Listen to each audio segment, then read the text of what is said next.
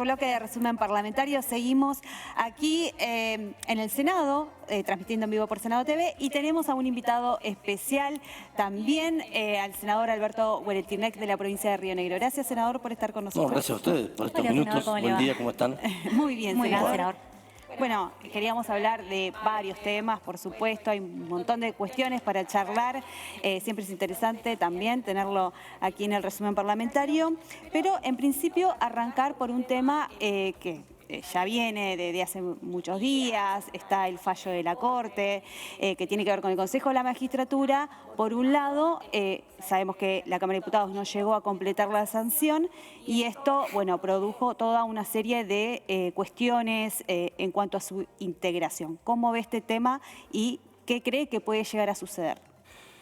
Sí, bueno, estamos ante un hecho inédito y muy complejo que hace muchos años no se veía en la República, a partir de esta decisión de la Suprema Corte de Justicia de la Nación, o al menos una parte de la Corte, que después de 5.000 días, desde que se presentó una demanda, falla y le da al Congreso la tarea de construir una nueva ley del Consejo de la Magistratura. Como todo, bueno, ustedes lo han explicado bien, creo que no vale la pena abundar. Nosotros como senadores hemos cumplido nuestra tarea. Este Senado discutió, evaluó y aprobó una nueva ley que está en tratamiento en la Cámara de Diputados. Sinceramente, ¿qué creo? Que en vez de gastar tanta energía en los canales de televisión, en las radios, en los diarios, con comunicados de prensa, con fotos, lo que tendrían que hacer los dos bloques mayoritarios es sentarse en la Cámara de Diputados y terminar con la ley.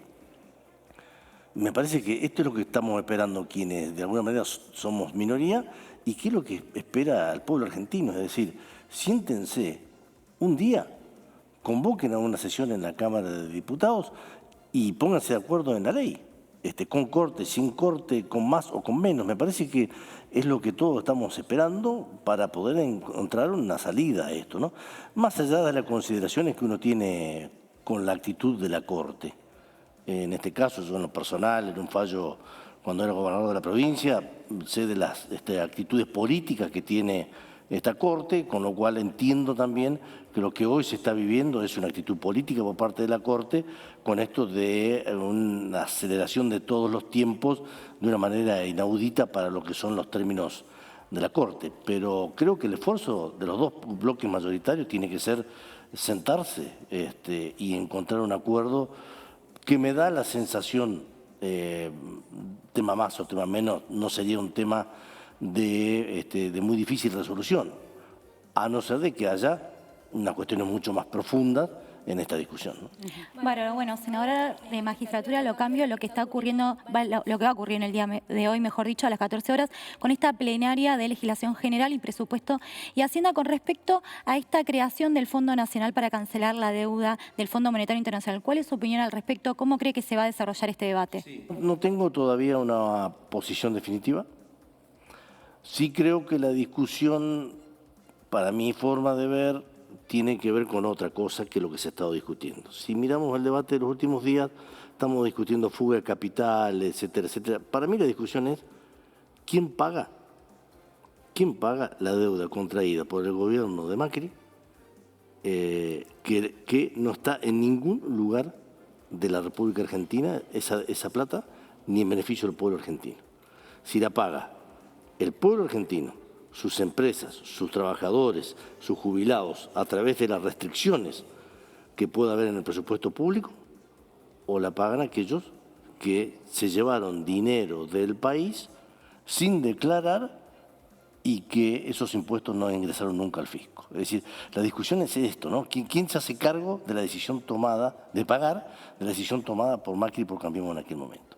Obviamente que entre que la pague el pueblo argentino con menos salud, con menos educación, con menos seguridad, con menos obra pública, con restricción a nuestros jubilados, o la paguen aquellos que sacaron dinero del país sin pagar los impuestos necesarios. Obvio, estoy totalmente de acuerdo que esa gente tiene que contribuir y pagar esos impuestos para pagar esa deuda. Después hay muchos tecnicismos en esto, ¿no? Creo que el tema de la delación es un tema que se utiliza en el mundo. Es decir, Estados Unidos, es clarísimo esto, acá cerca, cruzando el río Uruguay, el porcentaje para quien delata un ingreso de divisas ilegales es del 50%.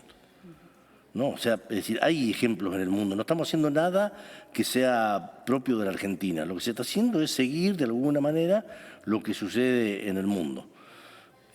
Después, si es blanqueo, si no es blanqueo, me parece que es un tema coyuntural, circunstancial, que tiene que ver con los posicionamientos políticos. Pero en el fondo de la cuestión, si lo pagan quienes llevaron plata fuera del país y si lo pagan del presupuesto del país, yo estoy de acuerdo que lo tienen que pagar quienes llevaron de una manera no declarada fondos fuera del país. Pero veremos toda la cuestión técnica hoy en la tarde cuando se planteen los cambios y las propuestas que se quieren hacer. Muy bien, senador. También quería preguntarle del fondo, lo llevo a un tema de medio ambiente, también de la producción, que tiene que ver con transición energética y el proyecto de la legislatura de Río Negro sobre hidrógeno verde, se lo llamó en su momento. ¿Cómo ve este avance en el proyecto? Sí, es verde porque al ser producido en la fuente de energía a través del viento es verde, si fuera a través del gas sería azul, como se llama, celeste. Bueno, hoy se está tratando en la legislatura, hoy es el tema del debate. Obviamente que es un proyecto tremendamente importante, no solo para Río Negro, sino también para el país, es decir, una inversión de prácticamente 8.500 millones de dólares, a excepción del petróleo o la minería, no se ve en otro lugar de la Argentina, digamos, en esto. Y fundamentalmente que es una apuesta al futuro, porque de alguna manera todos entienden que el hidrógeno es la energía que va a reemplazar a los fósiles en los próximos años y fundamentalmente que es una de las energías más claves en la lucha contra el cambio climático y el calentamiento global. Por lo tanto, se puede llegar a dar, a medida que se vaya concretando la inversión, no solo que Río Negro sea protagonista en el mercado mundial de hidrógeno, sino también la Argentina con lo que esto significa. Obviamente que estos procesos no son rápidos. Es decir, hoy se aprueba la ley, la empresa tiene que hacer las mediciones de viento correspondientes, también está el tema de la zona franca, hay todos, no solo trámites administrativos, sino también el propio hecho de la inversión, con lo cual todos sabemos que es un tema importante, trascendente, que hay que bajar las ansiedades y saber que es un proyecto que va a llevar su tiempo, pero que va a cambiar al menos el norte de la Patagonia, ¿no?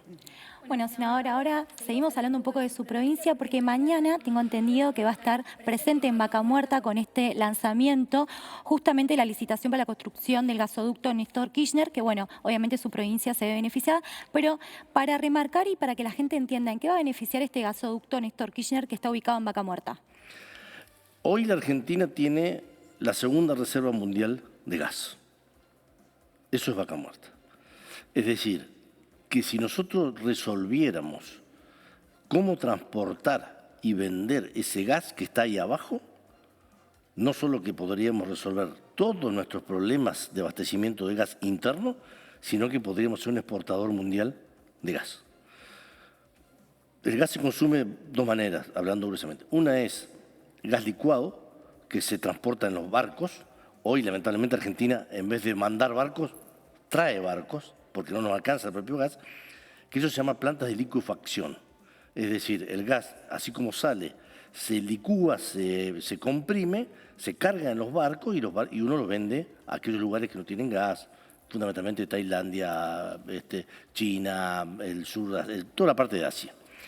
Esa planta es una planta cara de 5.500 millones de dólares, con lo cual se necesita no solo un gasoducto, sino también la inversión de un consorcio de grandes empresas con un contrato a largo plazo. Ese es un proyecto. Pero ese es fundamentalmente para que Argentina se transforme en un jugador mundial de gas licuado de petróleo. Ahora, por otro lado, tenemos el consumo interno. Hoy hay industrias en el país que quizás en un invierno frío no tengan todo el gas y hoy podemos tener zonas del país que todavía andan con la garrafa. Esto se debe a que no tenemos capacidad de transporte porque las últimas inversiones de transporte de gas se hicieron hace muchos años. Lo que plantea el Gobierno Nacional con el gasoducto Néstor Kirchner precisamente resuelve eso. ¿Qué resuelve? Que Argentina no tenga que importar más gas licuado, con lo cual evitamos que se vayan dólares Y por otro lado, garantizamos mejor calidad de vida para todos los argentinos, que es lo que es muy, muy importante. Por lo tanto, es trascendente. Mañana vamos a estar en Neuquén. Es muy trascendente para nosotros, primero porque genera puestos de trabajo en el propio Neuquén al producir más gas. Y segundo, porque va a generar en la provincia de Buenos Aires, en Santa Fe, en Córdoba, en la parte central del país, un abastecimiento de gas que hoy no tienen, lo cual genera empleo, genera trabajo y genera calidad de vida. Senador, ¿puede ser una de las alternativas que está mirando Europa, Vaca Muerta, por el tema del gas? Bueno, la guerra de Rusia cambió todo el panorama energético. Usted tiene, por ejemplo, Inglaterra, el 53% de su gas viene de Rusia. Alemania apagó las centrales nucleares a cambio del gas ruso. Hoy dependen un 35% del gas ruso. Ahora, en este conflicto de la guerra de Ucrania, que es un conflicto que por más que la guerra se pare mañana, las consecuencias económicas y los boicots no se resuelven a las 2 horas que se paró la guerra, con lo cual va a tardar mucho tiempo. ¿Qué pasa? Todos aquellos que venden gas licuado de barcos levantaron el precio. Y hoy estamos asistiendo a una espiral inflacionaria desde Estados Unidos en toda Europa, con inflaciones, por ejemplo, de 1,9% de inflación en Alemania o en Inglaterra, cuando esa inflación era anual. O Estados Unidos, que tuvo 1,2 de inflación en marzo, cuando antes es una inflación anual. Esto es producto fundamentalmente del costo de la energía. Entonces, cuanto más exportadores de gas haya, ¿no es cierto?, más importante, a más oferta, más baja de precio. Creo que a partir de esta nueva situación puede llegar a haber financiamiento internacional para acompañar a la Argentina en esta situación. Ahora, ¿qué necesitamos? Previsibilidad. Si cada vez que tengamos una situación de déficit fiscal o tengamos una situación crítica, vamos a cambiar nuestras reglas de juego, no va a venir dinero. Por eso que yo ya adelanto mi posición en contrario de este impuesto nuevo a la renta extraordinaria, que no sabemos bien qué es, que planteó el ministro Guzmán. Es decir, si se gana más, se paga a través del impuesto a la ganancia. Y si se pierde, el Estado muy pocas veces acompaña. Yo digo, si queremos inversiones en el agro, si queremos inversiones en la minería, si queremos inversiones en el gas y en el petróleo, para tener mejor empleo y mejor calidad de vida y pagar nuestras deudas, lo que no se puede hacer es cada vez que tenemos un problema fiscal estar generando nuevos impuestos. Por eso que me parece que también en eso el gobierno tiene que ser muy cuidadoso.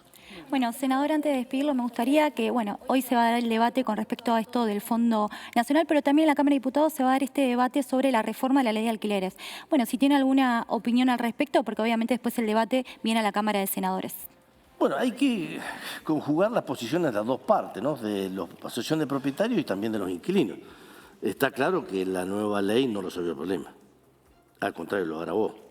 Desde el momento que la ley no cumplió las finalidades para la cual nosotros la sancionamos, es bueno en democracia tener autocrítica y decir lo que pensamos que iba a funcionar, no funcionó, busquemos otra alternativa. Y hoy estamos viviendo un momento crítico, quienes lamentablemente tienen que alquilar saben lo que significa esto, el tema de los 3 años, el tema de, en un contexto inflacionario, los departamentos, o toda propiedad que se alquila, en el momento de la renovación, le cargaron no solo la inflación que se espera para el próximo año, sino un poco más también, con lo cual me da la sensación, no, estoy convencido que la ley que se votó, lo único que hizo fue complicar a los inquilinos.